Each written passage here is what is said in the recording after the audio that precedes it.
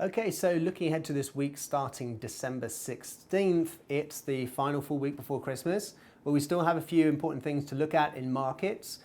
We have the Bank of England meeting and the Bank of Japan meeting, setting interest rates obviously in the UK and Japan.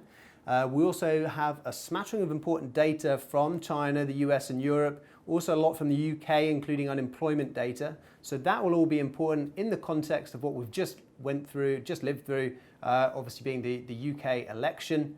And we did have some final sign of a deal between the US and China last week. So the context of this week will be whether we can continue these record highs that we've seen in global as well as specifically US indices.